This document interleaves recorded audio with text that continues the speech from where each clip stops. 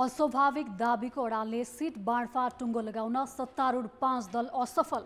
अब निर्वाचन क्षेत्रबाटै सहमति खोजिने।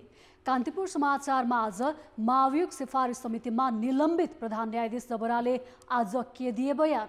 कोरोना विरुद्धको खोप भण्डारमै थुप्रिएपछि चौथो डोज दिन विज्ञको सुझाव। अनि काठमाडौँ महानगरको 100 दिने कार्यकालको समीक्षा। देश बाहिरको प्रसङ्गमा बेलायतमा नयाँ प्रधानमन्त्री चयनका लागि भएको निर्वाचनको अपडेट र खेलकुदमा एसिया कप क्रिकेटको सुपर 4मा भारत र पाकिस्तान बीच जारी खेल लगायतका सामग्री हामीसँग छन्। नमस्कार, अब मुख्य समाचार।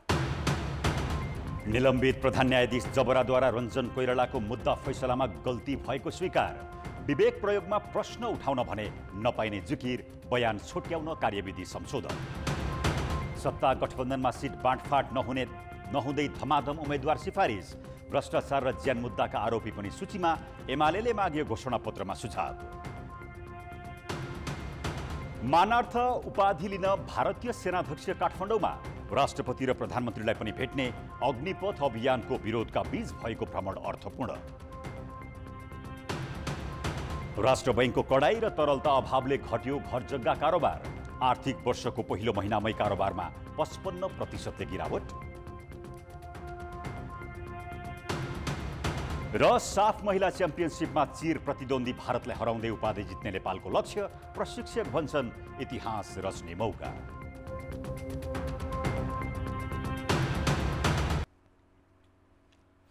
शीर्ष नेताहरूसहित बसेको गठबन्धन दलको बैठक आज पनि सिट बाँडफाँडमा सहमतिमा पुग्न सकेन। बैठकले अब प्रतिनिधि सभा र प्रदेश सभा निर्वाचन क्षेत्र अनुसार सहमति खोज्ने निर्णय गरेको छ। प्रधानमन्त्री निवास बालुवाटारमा बसेको बैठकमा प्रधानमन्त्री शेरबहादुर देउवा, माओवादी केन्द्रका अध्यक्ष पुष्पकमल दाहाल, एकीकृत समाजवादीका अध्यक्ष माधव कुमार नेपाल सहित 5 दलका शीर्ष नेता र कार्यदलका सदस्य सहभागी बनेका थिए। न्यायोचित हुन्छ, सम्मानजनक हुन्छ र सबैले यहाँ मैले चाहिँ जितेको छु भन्ने भावनाका साथ र सबैले स्वामित्व लिएर हामी निर्णयमा पुग्छौँ र त्यो निर्णयलाई जनताले अनुमोदित गरेर अनि मुलुक फेरि अर्को दिशामा निर्देश हुन्छ। गठबन्धन दल आफ्नो दाबीबाट पछि नहट्दा सिट बाँडफाँडको टुङ्गो लाग्न नसकेको हो। बैठक पुनः भोलि दिउँसो 1 बजे बस्ने बताइएको छ। मङ्सिर 4 गते हुने निर्वाचनका लागि मुख्य दलहरूले धमाधम आकाङ्क्षी सिफारिस गर्न थालेका छन्। कतै आकाङ्क्षीको लर्को लागेको छ भने कतै मुख्य नेता तानातानमा परेका छन्। दलहरूले कतिसम्म हेलचेक्राइ गरेका छन् भने ज्यान मुद्दामा जेलमा रहेका र भ्रष्टाचारमा मुद्दा चलिरहेका व्यक्तिलाई समेत उम्मेद्वार सिफारिस गरिएको छ। सत्ता नेतृत्वकर्ता नेपाली कङ्ग्रेसका सभापति तथा प्रधानमन्त्री शेरबहादुर देउवा गृह क्षेत्र डडेलधुराबाट सिफारिसमा परेका छन्। अरू पदाधिकारी पनि अधिकांश आफ्नो निर्वाचन क्षेत्रबाट सिफारिस भएका छन्। कङ्ग्रेसले ज्यान मुद्दामा जेलमा रहेका मोहम्मद अफ्ताब आलमलाई रौतहट 2बाट र भ्रष्टाचारको मुद्दा लागेका निलम्बित सांसद विजय कुमार गच्छेदारलाई सुनसरी 3बाट सिफारिस गरेको छ। उम्मेद्वार सिफारिस गर्नु दलहरूको आन्तरिक प्रक्रिया नै हो। तर सत्ता गठबन्धनमा सिटको कुरा नमिल्दै उम्मेद्वार तोक्ने हतारोलाई अरू दलमाथि दबाव बढाउने रणनीतिका रूपमा पनि हेरिएको छ। जस्तो भन्नुहोस्, कुनै जिल्लाको कुनै सिट काङ्ग्रेसको भागमा नपरेर अर्कोको भागमा पर्यो भने त्यसलाई हामीले सहमति गर्ने एउटा मेथड बनाएका छौँ। त्यही मेथड अनुसार अगाडि बढ्छौँ। सत्तारूढ माओवादी केन्द्रले उम्मेद्वार सिफारिस गर्न तल्ला तहका कमिटीलाई जिम्मा दिएको छ। अध्यक्ष दाहालको निर्वाचन क्षेत्र चितवन 3 हो। उनको गोर्खामा पनि चर्चा छ। वरिष्ठ उपाध्यक्ष नारायणकाजी श्रेष्ठ गोर्खा 2 चुनाव लड्ने तयारीमा छन्। एकीकृत समाजवादीमा अध्यक्ष माधव कुमार नेपाल रौतहट 1 कि काठमाडौँ 2 भन्ने यकिन भएको छैन। एकीकृत समाजवादीका दोस्रो तहका नेताहरू पनि गृह जिल्लाबाट सिफारिस भइरहेका छन्। तर जुन दलले जहाँ सिफारिस गरे पनि प्रतिनिधि सभाका प्रत्यक्षतर्फ 165 र प्रदेश सभाका 300 सिट बाँडफाँड हुँदा छोड्ने सहमति भएको छ।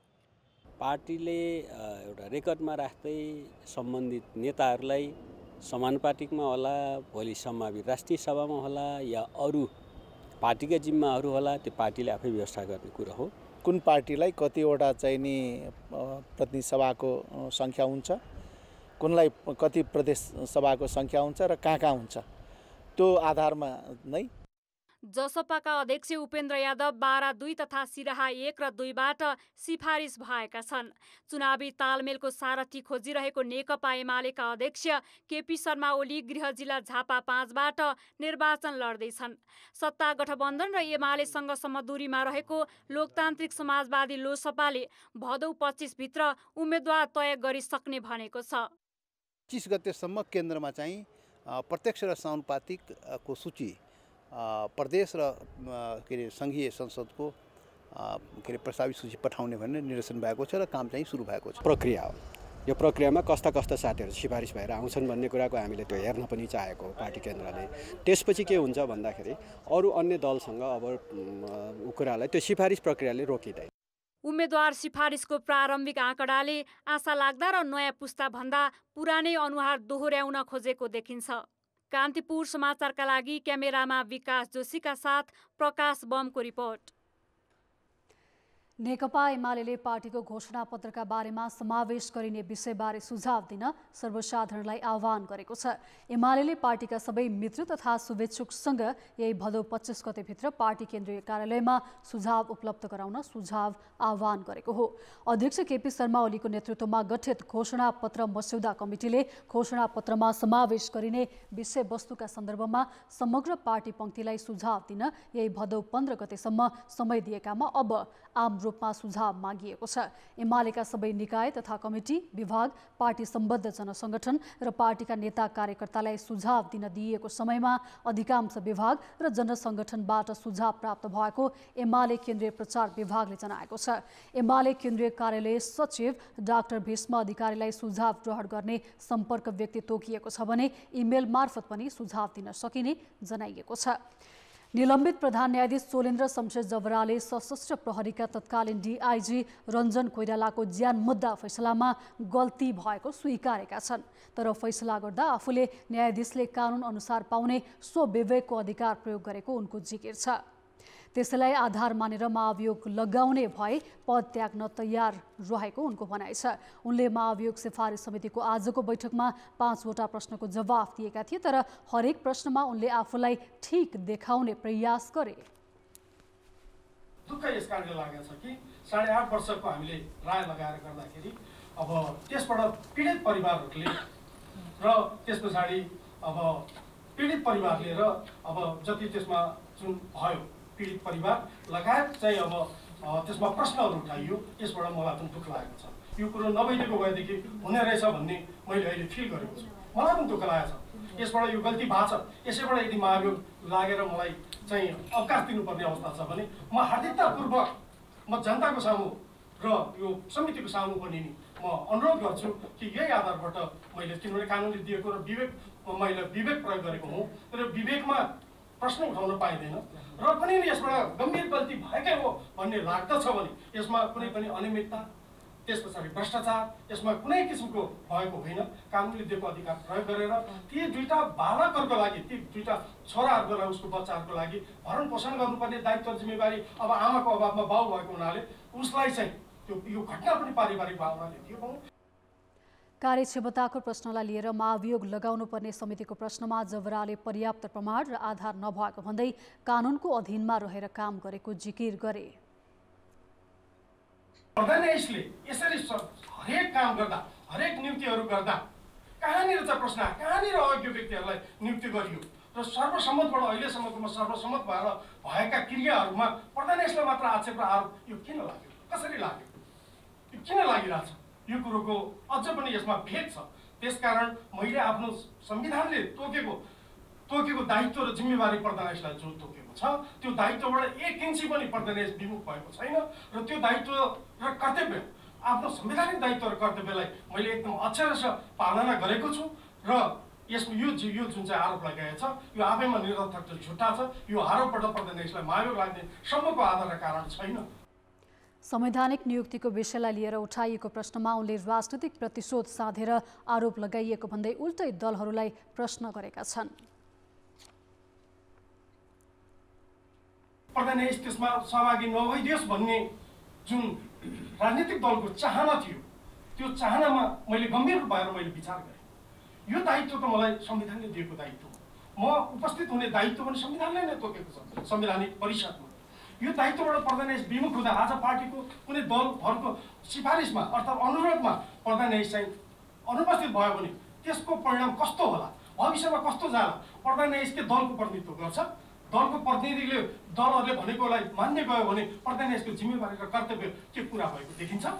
त्यसकारण मैले त्यसमा चाहिँ त्यो अस्वीकार गरेर म गएँ। हालाकि त्यो बेलामा पार्टीको अब दलको हिसाबले चाहिँ अब सामान्य सभामुखज्यू उपस्थित हुनु भएन, सामान्य विपक्ष पार्टीको नेता उपस्थित हुनु भएन। यो सही हो। त्यहाँ चाहिँ उपस्थित हुने भनेको चाहिँ सामान्य प्रधानमन्त्रीज्यू, त्यस पछाडि म प्रधान न्यायाधीशको हैसियतले म उपस्थित भएर राष्ट्रिय सभाको सामान्य अध्यक्षज्यू उपस्थित हुनुभयो र त्यो बेलाको कानुनले, त्यो बेलाको संवैधानिक नियुक्तिसँग सम्बन्धित कानुनले हामीले बसेर नियुक्ति गरेका हौँ। त्यो नियुक्तिमा कुनै पनि व्यक्तिहरू अयोग्य छन् भन्ने कुनै पनि प्रश्न छैन। प्रक्रियाको कुरामा मात्रै विवाद आइरहेका हुन्। त्यसकारण आज यो प्रश्नको उत्पत्ति पनि नि राजनैतिक दलको त्यो नेपाली कांग्रेसको त्यो निर्णय र माओवादी केन्द्रको त्यो निर्णयको आधारबाट यो आरोप लगाइएको छ। यो 100% यसमा यो सत्य छैन, यो असत्य छ, यो झुट्टा छ। संवैधानिक परिषदको हैसियतमा रिट निवेदनमा छिटो नगरेर विलम्ब गरेको आरोप खण्डन गर्दै जबराले आफ्नै मुद्दा 6.5 महिनासम्म किनारा नलागेको प्रति आपत्ति जनाए। समितिले प्रश्नोत्तर लम्बिएको भन्दै कार्यविधि संशोधन गरेको छ। अब पूरक प्रश्न नसोधिने भएको छ। समितिको अर्को बैठक 25 गते बस्नेछ। सरकारले प्रतिनिधि सभाको कार्यकाल लम्ब्याउने सम्बन्धी विधेयक संसदमा पेश गरेको छ। आज बसेको बैठकमा कानुन मन्त्री गोविन्द शर्मा कोइरालाले केही नेपाल ऐन संशोधन गर्न बनेको विधेयक 2079 प्रस्तुत गरेका हुन्। विधेयक प्रस्तुत गर्दै मन्त्री शर्मा कोइरालाले पहिल्यै ल्याइनुपर्ने कानुन अहिले ल्याइएको बताए। उनले संसदको कार्यकाल अहिले प्रारम्भ हुन्छ भन्ने बारे संविधानमै अस्पष्टता रहेको बताए।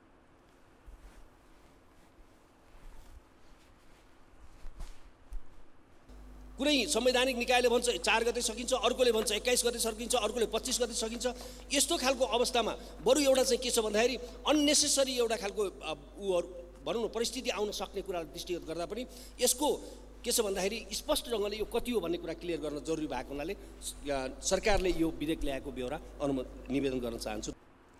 केही नेपाल ऐन संशोधन गर्न बनेको विधेयकमा संसदको कार्यकाल लम्ब्याउने सहित 19वटा कानुनका संशोधन प्रस्ताव रहेको र तीमध्ये 16वटा सम्पत्ति शुद्धिकरण सम्बन्धी रहेको मन्त्री कोइरालाले बताएका छन्। संसदको कार्यकाल लम्ब्याउने कानुनको विपक्षी सांसदहरूले विरोध जनाएका छन्। सरकारको कदमप्रति विरोध जनाउँदै राप्रपा सांसद राजेन्द्र लिङ्गदेनले प्रतिनिधि सभा बैठकबाटै राजीनामा घोषणा गरे।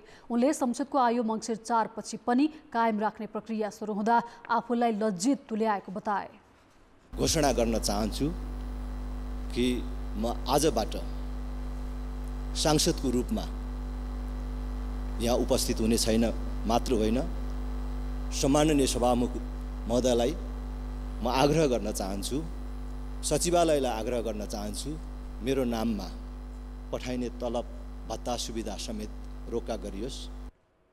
नेपाल मजदुर किसान पार्टीका सांसद प्रेम सुब्बालले विधेयक विरुद्ध गरेको विरोधको सूचनालाई बैठकले अस्वीकार गरेको थियो। अब बाँकी समाचार। एक अर्काका सेना प्रमुखलाई मानार्थ महारथी दिने नेपाल र भारत जस्तो परम्परा अन्य मुलुकमा खासै देखिन्न। मानार्थ उपाधिले सैन्य सम्बन्धलाई नजिक समेत बनाएको छ। तर के सेना प्रमुख बनाउने चलन अनुसार समान व्यवहार छ त? झट्ट हेर्दा त्यस्तो देखिन्न। बरु नेपाली भूमि लिपुलेखमा सडक निर्माणदेखि अग्निपथमा गोर्खा भर्ती सामेल गराउने प्रस्तावले नेपाली सेनासँगको सम्बन्धलाई भारतीय पक्षले आफू अनुकूल मात्रै प्रयोग गर्न खोजेको देखाउँछ। नेपाली सेनाको मानार्थ महारथीका लागि भारतीय सेनाध्यक्ष मनोज पाण्डे 5 दिने भ्रमण तालिका सहित काठमाडौँ आएका छन्। सन् 1950 देखि एकअर्कालाई मानार्थ महारथी दिने परम्परा छ। 14 लाख स्थल सेनाको कमान्ड सम्हालेका पाण्डे नेपालको मानार्थ महारथी पाउने 19औं भारतीय सेनापति हुन्। नेपालका प्रधान सेनापति प्रभुराम शर्माले भारतीय सेनाको मानार्थ लिइसकेका छन्। यो परम्पराले सैन्य कूटनीतिमा सघाउँदै आएको छ। समग्र नेपालको परराष्ट्र नीति, नेपालको सामरिक प्रतिरक्षा र राष्ट्रिय सुरक्षालाई प्रवर्धन गर्छ भन्ने नै लाग्छ। मिलिट्री डिप्लोमेसीले सैनिक बीचको सम्बन्धले नेपाल भारतको सम्बन्धमा सहजता र अनुकूलतामा आफ्नो हिसाबले टेवा दिएको प्रशस्त उदाहरण यहाँहरू सबैलाई थाहै छ। नेपालमा रहँदा पाण्डेले प्रधान सेनापति शर्मा बाहेक राष्ट्रपति विद्यादेवी भण्डारी र प्रधानमन्त्री शेरबहादुर देउवासँग शिष्टाचार भेट गर्नेछन्। भारतले अघि सारेको अग्निपथ सैन्य भर्ना अभियानमा नेपालीलाई सामेल गराउन प्रस्ताव भइरहँदा पाण्डेको भ्रमण हुनुलाई चासोका साथ हेरिएको छ, किनभने 4 वर्ष सेवावधि रहने अग्निपथको नेपालमा चर्को विरोध भएको छ। त्यसो त द्विपक्षीय सहयोग पनि त्यति उत्साहप्रदक छैन। गोर्खा सैनिकको भर्ना सन् 1947 मा भएको नेपाल, भारत र बेलायत बीचको त्रिपक्षीय सन्धिमा आधारित छ। त्यसैले प्रस्तावित अग्निपथमा बेलायतको पनि चासो देखिन्छ। सुविधामा विभेद भएको भन्दै अवकाश प्राप्त बेलायतका पूर्व गोर्खा सैनिक आन्दोलनमा छन्। यो स्थितिमा अग्निपथमा नेपालको सहभागिता घातक हुने तर्क समेत भइरहेका छन्। गोर्खा भर्ती भनेको गोर्खा भर्ती नै हो र 1947 को सन्धि अनुसार भएको हो। यसमा भारत मात्र होइन, हामीसँग बेलायतमा काम गर्ने गोर्खाहरू पनि छन्। दोस्रो कुरो, त्यो भारतको इन्ट्रेस्टको लागि लिएर आएको हो।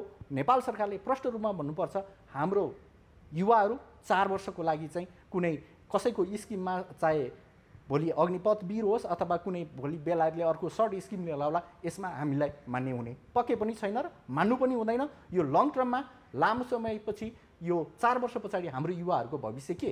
भारतले लद्दाख र गलवान क्षेत्र लगायत चीन र पाकिस्तानको सीमा क्षेत्रमा गोर्खा सैनिक परिचालन गर्दै आएको छ। चीनले यसबारे नेपालसँग पटक पटक चासो राख्दै आएको छ। भारतले अघि सारेको अग्निपथ सम्बन्धी मात्रै होइन, समग्र गोर्खा भर्ना सम्बन्धीकै व्यवस्थामाथि पुनरावलोकन गर्नुपर्ने अवस्था आइसकेको सेनाका पूर्व अधिकारीकै बुझाइ छ। नेपालले रिक्रुटमेन्ट गरेको त ब्रिटिसको लागि प्रयोग गर्नको लागि हो नि, इन्डियाको लागि प्रयोग गर्नको लागि हो नि। त्यहाँबाट लगेर फेरि आफूलाई ल्याएको फौजलाई लगेर फेरि अरू ठाउँमा चाहिँ उसले प्रयोग गर्नलाई त त्यो त्यति डिस्पोजेबल त नेपाली गोर्खा सैनिकहरू त हुँदैनन् नि, होइन र? त्यो पनि आएको छ 2-4 वर्ष अगाडि, त्यो चिजहरू पनि आएको छ। विभिन्न स्कलरहरूसँग कुरा गर्दाखेरिमा मैले पनि पाएको छु। So there are so much complexities emerging day by day, र भविष्यमा पनि आउन सक्छ। So it's high time. भारतसँगको सैन्य कूटनीति सेनासँगको आफ्नो सम्बन्धमा रहिरहे पनि योसँग जोडिने कतिपय राजनीतिक मुद्दा पनि आफूले स्पष्ट रूपमा भनेर पठाउन ढिला भइसकेको छ। कान्तिपुर समाचारका लागि क्यामेरामा सुरज खड्का र श्याम श्रेष्ठका साथमा रमेश धमला, काठमाडौँ। मङ्सिर 4 को प्रतिनिधि सभा तथा प्रदेश सभा निर्वाचनका लागि सप्तरीका राजनैतिक दलले स्थानीय स्तरबाट उम्मेद्वार सिफारिसको प्रक्रिया तीव्र बनाएका छन्। अन्य दलले सिफारिस अन्तिम चरणमा पुर्याइसक्दा माओवादीको भने कुनै सुरसारी छैन। सप्तरीमा अधिकांश दलले उम्मेदवार सिफारिसको प्रक्रिया अगाडि बढाइरहेका छन्। सिफारिस गर्दा गत वैशाखमा सम्पन्न स्थानीय तहको चुनावमा उम्मेदवार नभएका, पार्टीमा सक्रिय भई जनाधार भएका र भ्रष्टाचारमा संलग्न नभएका लगायतका आधार बनाइएका छन्। विजय हुन सक्ने र स्वच्छ छवि भएका, इमान्दार भएका, कुनै भ्रष्टाचारका आरोपहरू नलागेका त्यस्ता उम्मेदवारहरूलाई हामीले प्राथमिकता दिएका छौँ। सक्रिय नेपाली काङ्ग्रेसमा लागेका साथीहरू छुट्नुहुन्न र जसले एकचोटि स्थानीय निकायमा टिकट पाइसकेका छ त्यसले उम्मेदवारी पनि जिल्लाबाट उसको नाम सिफारिस हुँदैन। दलका प्रदेश निर्वाचन तथा प्रतिनिधि सभा निर्वाचन समितिहरूले उम्मेदवारहरूको नाम जिल्ला समितिमा सिफारिस गर्नेछन्। त्यसपछि नाम प्रदेश समिति हुँदै केन्द्रीय समितिमा पठाइनेछ। अहिलेसम्म सप्तरीमा जनता समाजवादी पार्टी र एमाले सिफारिसको काम अन्तिम चरणमा पुर्याएका छन्। नेपाली काङ्ग्रेस, लोसपा, एकीकृत समाजवादी तथा जनमत पार्टी उम्मेदवारको नाम सिफारिस क्रममै छन्। तर नेकपा माओवादी केन्द्रले भने सिफारिसको काम सुरु समेत गर्न सकेको छैन। भोलि हाम्रो जनकपुरमा मध्य प्रदेशको मिटिङ छ पार्टी अध्यक्ष सर्दै कमरेड प्रचण्डसँग। त्यो मिटिङबाट हामी आइसकेपछि नामहरू टुङ्ग्याएर पठाइदिन्छ। 4वटा प्रतिनिधि सभा निर्वाचन क्षेत्र रहेको सप्तरीमा 2074 को निर्वाचनमा तत्कालीन संघीय समाजवादी फोरम र राजपा गठबन्धनले क्षेत्र नम्बर 1 र 2 मा संघीय समाजवादी फोरम, 3 मा तत्कालीन राजपा र 4 मा नेपाली काङ्ग्रेस विजय भएका थिए। यस्तै 8वटा प्रदेश निर्वाचन क्षेत्रमध्ये राजपा 3 स्थानमा, संघीय समाजवादी 2, एमाले 2 र काङ्ग्रेस 1 स्थानमा विजय भएका थिए। कान्तिपुर समाचारका लागि आर्यन विश्वास, राजविराज, सप्तरी। विश्वका विभिन्न मुलुकहरूले आफ्ना नागरिकलाई कोभिड खोपको चौथो मात्रा दिन सुरु गरिसकेका छन्। नेपालमा पनि अतिरिक्त मात्रा दिन थालेको 6 महिना बितिसकेको छ। 1 करोडभन्दा बढी मात्रा खोप अझै मौजदात छ। यस्तोमा नेपालमा चौथो मात्रा कतिको आवश्यक छ? सरकारी तयारी कस्तो छ त? नेपालमा अहिलेसम्म कुल जनसङ्ख्याको 76.6%ले कोभिड विरुद्ध खोपको 1 मात्रा र 73.9%ले पूर्ण मात्रा पाएका छन्। त्यसबाहेक सरकारले अतिरिक्त मात्रा खोप समेत दिइरहेको छ, जुन 77 लाख भन्दा बढीले पाइसकेका छन्। विश्वका अन्य मुलुकलाई हेर्ने हो भने दक्षिण कोरिया, डेनमार्क, थाइल्यान्ड लगायतले नागरिकलाई चौथो मात्रा दिन सुरु गरिसकेका छन्। अस्ट्रेलिया, सिङ्गापुर, बेलायत, स्विडेन लगायतले जोखिममा रहेका जनसङ्ख्यालाई चौथो मात्रा दिँदैछन्। तर नेपालमा अहिलेसम्म चौथो मात्राका विषयमा कुनै छलफल भएको छैन। पहिलो कुरा त यहाँका चाहिँ के अरे विज्ञहरूले अब आवश्यकता हुने भयो नेपालमा पनि त्यो चौथो 5औं डोज दिनुपर्ने अथवा चौथो डोज सुरु गर्नुपर्ने स्थिति भयो भन्ने खालको चाहिँ अब विज्ञहरूले सल्लाह दिनुभयो भने त्यस पछाडि सोच्न सकिन्छ। तर अहिले कुनै सल्लाह भएको छैन त्यो विषयमा। नेपालमा हालसम्म खरिद र अनुदान गरी 6,17,76,770 मात्रा खोप आइसकेको छ। त्यसमध्ये 5,16,49,000 भन्दा बढी लगाइसकिएको छ भने 1,01,00,000 भन्दा बढी मात्रा मौजदात छ। पछिल्लो समय कुल जनसङ्ख्यामा पहिलो र पूर्ण मात्रा पाउनेको प्रतिशतमा खासै अन्तर देखिने गरेको छैन। 1 करोड बढी खोप मौजदात रहेको र कोभिड जोखिम कायमै रहेकाले सरकारले चौथो मात्रा दिने अपेक्षामा नागरिक छन्। पाइयो भने लाउने नि, अब सधैँ यसको बढेको छ, अब लगाउने नि पाइयो भन्दा। अब हामीले कोरोनाको खोप 3टा चाहिँ लाइयो हैन, सरकारले दिएको थियो नि 4वटा पाइयो भने पनि पाइन्छ। नेपालमा पछिल्लो समय 5.5 लाख भन्दा बढी खोप म्याद गुज्रेर फ्याँक्नु परेको थियो। अहिले 1 करोड भन्दा बढी खोप मौजदात रहेको र जनसङ्ख्याको 70% भन्दा बढीले खोप पाइसकेकाले नेपालमा पनि चौथो मात्रा दिन तयारी थाल्नुपर्ने विज्ञ बताउँछन्। अनि यो चौथो डोज त अब लगाउनु पर्ने हो। विदेशतिर चाहिँ अब धेरै देशहरूमा चाहिँ यो चाहिँ लगाइसकेको छ, विकसित देशहरूमा सबै जसोमा चौथो डोज लगाएको पनि धेरै समय भइसक्यो, 3 महिनाभन्दा बेसी भइसक्यो। त्यसो गर्दा हाम्रो चाहिँ यहाँ पनि अब चाहिँ 6 महिनाभन्दा बेसी भएकाहरूलाई चौथो डोज लगाउनु पर्ने हो।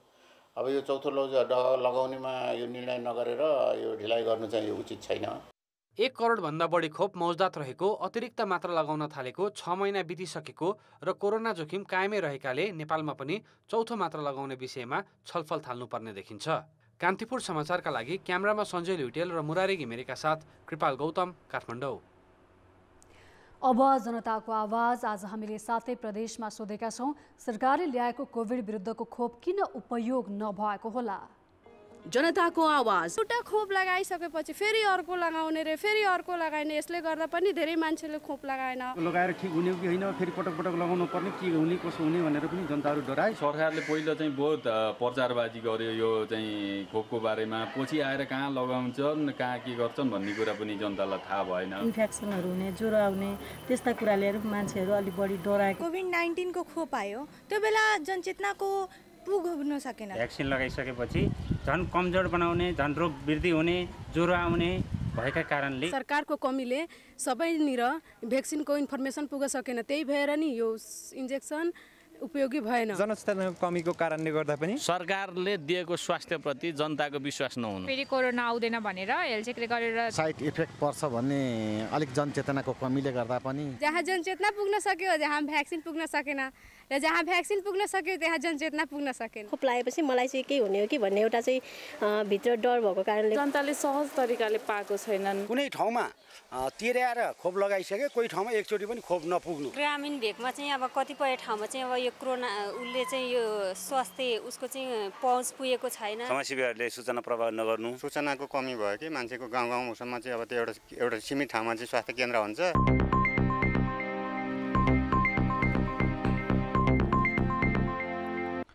काठमाडौँ महानगरपालिकाका प्रमुख बालेन्द्र शाहले कार्यकालको 100 दिन पूरा गरेका छन्। यस अवसरमा उनले फुटपाथ तथा फोहोर व्यवस्थापन, अनधिकृत संरचना हटाउने अभियान लगायतका विषयमा आफ्ना धारणा सार्वजनिक गरेका छन्।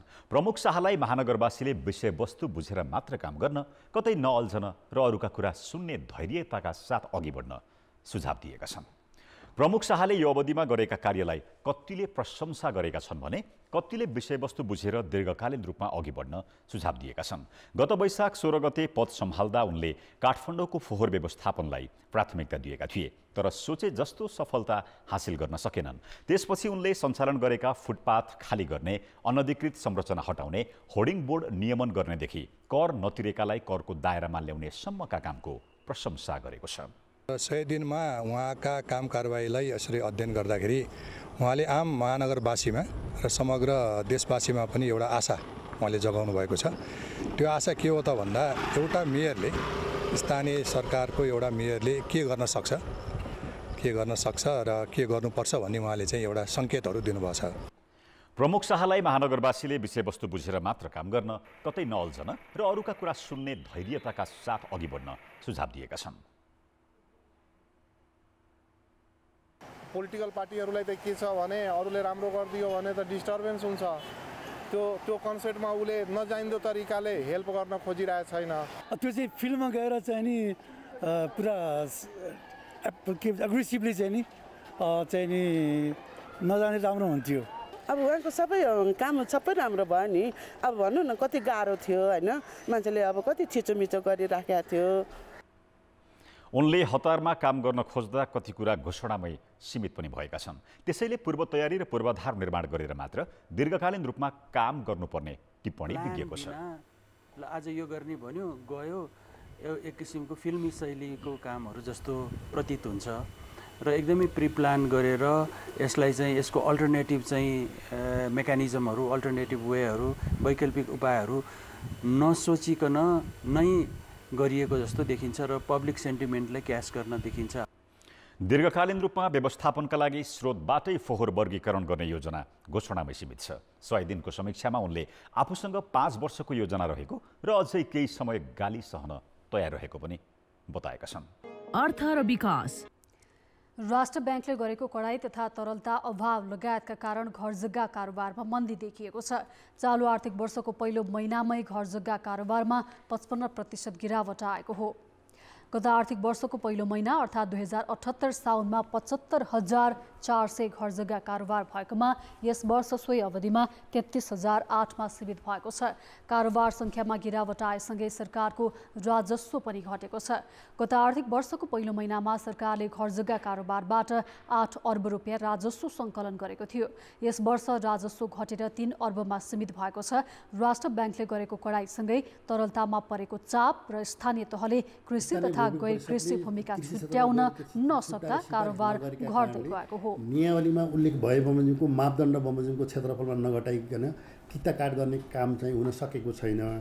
यो कारणले पनि चाहिँ किता काट भएर लिखत कारोबार अथवा लिखत पारित हुन नसकेको कारण पनि एउटा हुनसक्छ। यिनै दुईवटा कारणले गर्दाखेरि घर जग्गाको कारोबार घटेको हो कि भन्ने हाम्रो अनुमान छ। पछिल्ला वर्षहरूमा घरजग्गाको कारोबारसँगै मूल्य पनि उकालो लागेको थियो, तर कारोबार घटेसँगै मूल्यमा पनि गिरावट आउन सक्ने अनुमान छ। स्थानीय भू उपयोग परिषदले जग्गाको छिटो वर्गीकरण नगरे मन्दी गहिरिन सक्ने व्यवसायीको अनुमान छ। गत आर्थिक वर्षमा काठमाडौँ उपत्यकामा मात्रै 1 लाखवटा घरजग्गा किनबेच भएका थिए, जसबाट 33 अर्ब 10 करोड 79 लाख रुपियाँ राजस्व सङ्कलन भएको छ।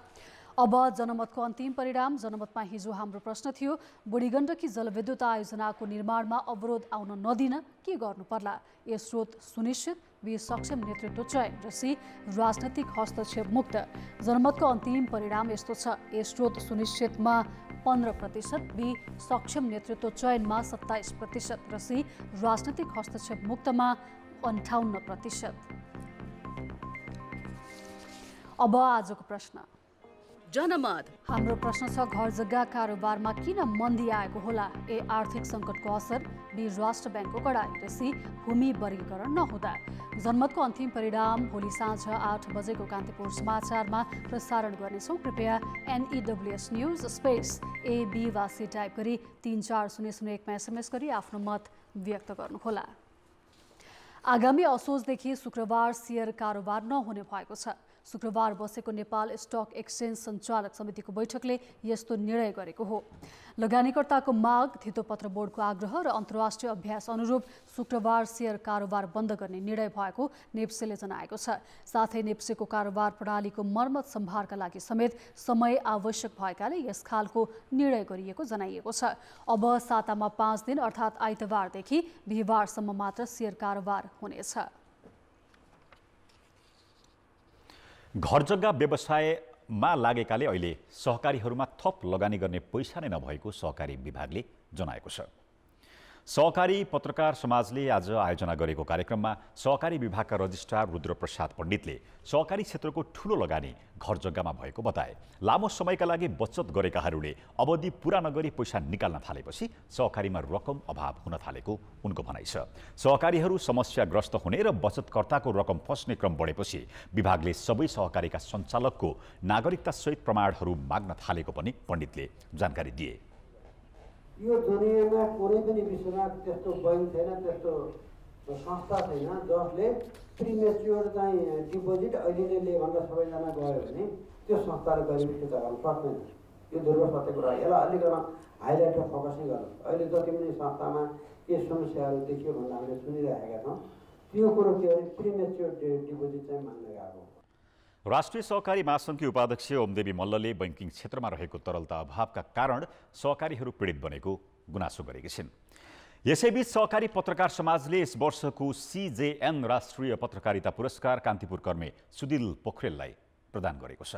समाजले 12औं स्थापना दिवसको अवसर पारेर आज पोखरेललाई सम्मान प्रदान गरेको हो। सहकारी विभागका रजिस्ट्रार रुद्रप्रसाद पण्डितले पत्रकार पोखरेललाई नगदसहित सम्मान पत्र प्रदान गरेका हुन्। CJNले निवर्तमान अध्यक्ष खिलनाथ दाहाललाई संस्थापक सम्मान प्रदान गरेको छ। खेलकुद समाचार। कान्तिपुर खेलकुद समाचारमा स्वागत छ। इतिहास जित्नेको लेखिन्छ। भारतीय महिला टिमले साफका सबै संस्करणको उपाधि जितेर लगातार इतिहास बनाइरहेको छ। 2010 देखि सुरु भएको साफको महिला च्याम्पियनसिपमा नेपालले अरू टिमलाई जितेको इतिहास छ, तर भारतसँग भने एक खेल पनि जितेको छैन।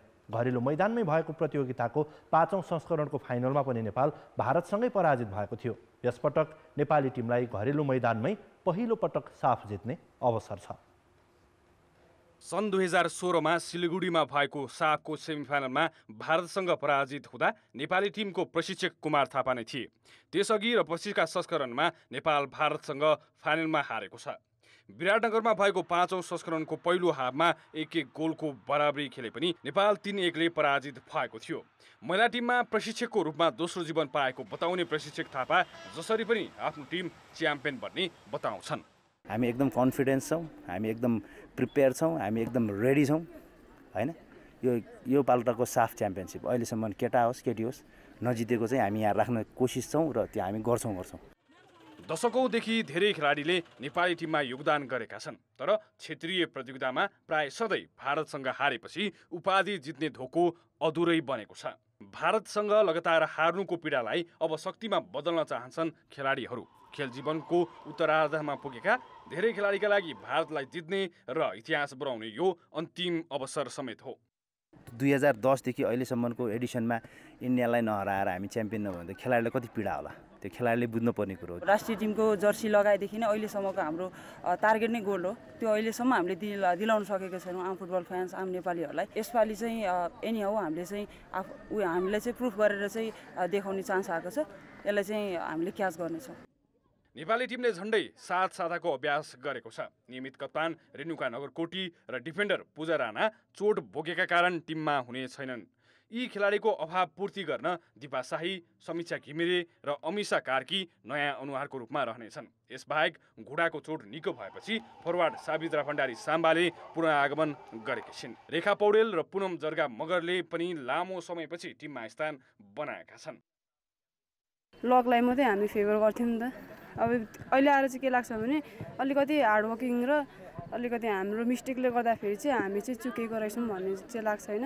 अहिलेको पर्फर्मेन्समा चाहिँ अब अपकमिङ प्लेयरहरू पनि राम्रो छ। अहिले 3 जना नयाँ पर्नु भएको छ होइन, उहाँहरू पनि एकदमै राम्रो हुनुहुन्छ। साफको सबै संस्करणमा भारतको तगारो पन्छाउन नसकेको नेपालका लागि यसपटक अन्य टिम पनि चुनौती बन्न सक्नेछन्। समूह बीमा श्रीलङ्का र भुटानको चुनौती पन्छाउन सके नेपाल सेमिफाइनलमा पुग्नेछ। फिफा वरियताको 58औं स्थानमा रहेको भारत प्रतियोगिताको पहिलो दावेदार हो। त्यसैले नेपालको भेट सेमिफाइनल वा फाइनलमा भारतसँग हुने प्रबल सम्भावना रहेको छ। भारतसँग लगातार हारको श्रृङ्खला तोडेर नेपाल के यसपटक च्याम्पियन बन्ला त? कान्तिपुर समाचारका लागि क्यामेरामा सञ्जय लुइटेल र रेवन दाहालको रिपोर्ट। नेपाल भलिबल सङ्घको अध्यक्षका लागि जितेन्द्र बहादुर चन्दले उम्मेदवारी घोषणा गरेका छन्। चन्द पक्षबाट वर्तमान केन्द्रीय सदस्य रोशन श्रेष्ठले पनि महासचिवका लागि उम्मेदवारी दिए। उम्मेदवारी घोषणा गर्दै हालका महासचिव चन्दले आगामी कार्यकालमा राष्ट्रिय खेल भलिबलको कभर्ड हल निर्माण गर्ने सहितका 14 बुँदे प्रतिबद्धता पत्र सार्वजनिक गरेका छन्। कार्यक्रममा सङ्घका वर्तमान अध्यक्ष मनोरञ्जन रमण शर्मा, न्यू डायमन्ड एकाडेमीका प्रशिक्षक कुमार राई लगायत 17 जना केन्द्रीय पदाधिकारीको उपस्थिति थियो। 1 वर्ष अघि सामाजिक सञ्जालबाट अध्यक्षमा उम्मेदवारी दिएकी इन्दिरा निरौलाले चन्दलाई समर्थन गरेकी छिन्। गत महिना भलिबल सङ्घकी कोषाध्यक्ष निरोज मास्केले पनि अध्यक्ष पदका लागि उम्मेदवारी घोषणा गरिसकिन्। मास्केको प्यानलबाट मानवीर छन्त्यालले महासचिव पदका लागि उम्मेदवारी दिएका छन्। उम्मेदवारका आकाङ्क्षी चन्दले भने औपचारिकता दिन बाँकी थियो। मास्केले भलिबलको विस्तार र विकाससँगै व्यापकता दिने प्रतिबद्धतासहित उम्मेदवारी दिएकी छन् भने चन्दले ग्रासरुट र विभिन्न उमेर समूहको भलिबल रेफ्री उत्पादन, खेलाडीलाई अन्तर्राष्ट्रिय सहभागिता लगायतका विषय प्राथमिकतामा राखेका छन्। भदौ 22 गते हुने साधारण सभापछि भलिबल सङ्घले नयाँ नेतृत्व पाउनेछ। खेलकुद समाचार अहिलेलाई यति नै। अब मौसम सम्बन्धी जानकारी।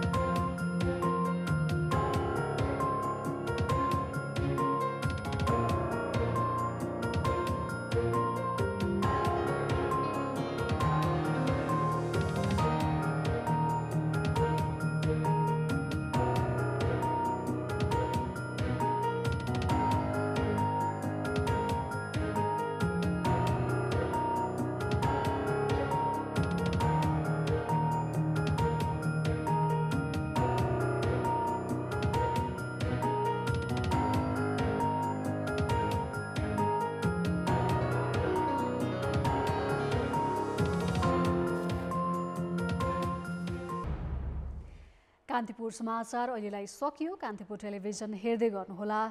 नमस्ते।